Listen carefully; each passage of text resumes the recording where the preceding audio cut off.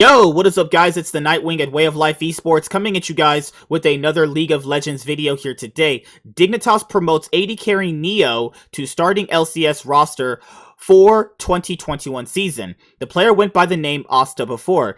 Dignitas is calling AD carry Neo up to the big leagues. The young marksman will play for Dignitas' main LCS roster in 2021 after the Org's former AD carry Johnsun left the team for FlyQuest last month. Neo isn't new to the professional League of Legends scene. However, he previously played under the name Asta for Optic Gaming and Immortals in 2019. While his teams didn't achieve much during his short stints with them, Neo did show some promise during his debut in the LCS. Dignitas tweeted out just a little bit ago, actually. He made his mark in Dignitas Academy, and now it's time for this young talent to step up into the big leagues.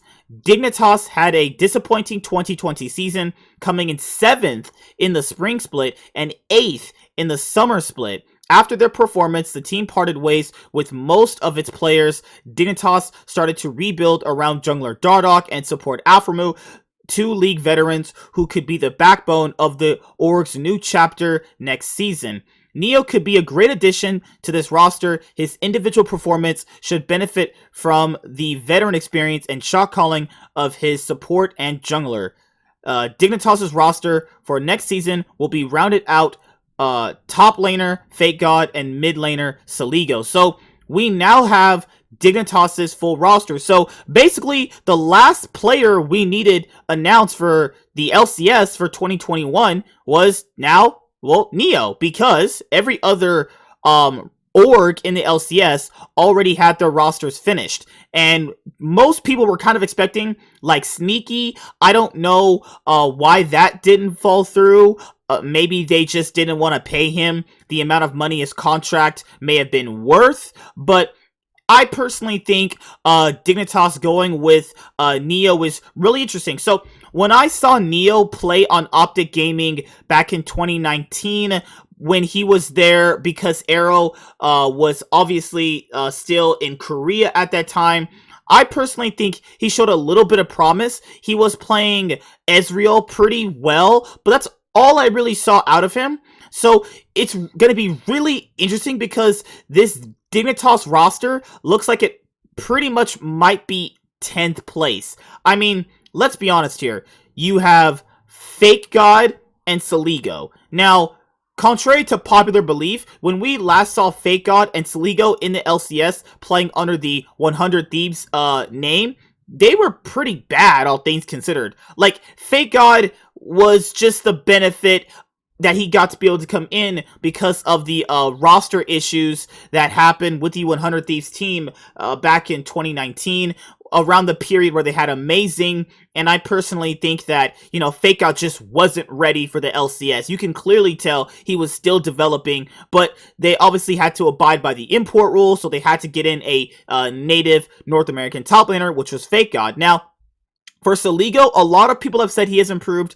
I got a chance to watch some of his academy games. He has gotten a lot better, I'll say that. But it depends, like, he can improve against competition worse than him, which is good. But is that really going to be able to put Dignitas into that next level? So that's going to be the interesting portion of how this team could either fail or succeed. So depending on how Neo performs, this could be a player that could perform really well on Dignitas and then later on next year be the same AD carry that gets taken away from Dignitas, just like Johnsun did, obviously, when he performed really well on Dignitas this year in the LCS 2020 season. So I think it's a good and bad thing that you have him, obviously, because taking a risk on a relatively newer player still. I know he's not really new per se, but he kind of still is. He really didn't play that many games in the LCS when Optic Gaming were a org in the LCS, and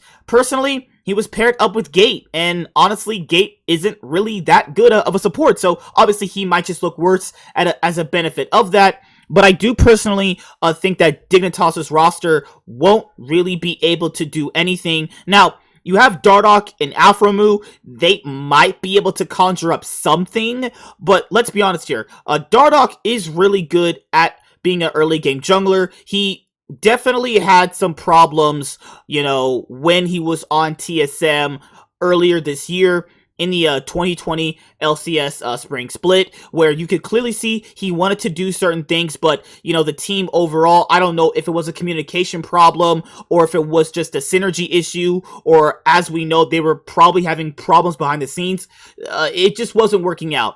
And then when he went to Dignitas and he was able to play with, Phoenix and Lorlo and Afromu and Johnsun, things felt a little bit more cohesive, but the amount of talent on that roster was just so bad that it really didn't matter anyway. Even if Johnsun and Afromu were the bright spot of the 2020 LCS summer split for Dignitas, it really didn't amount to much. So with this new roster, is this going to really be able to put them into that next category?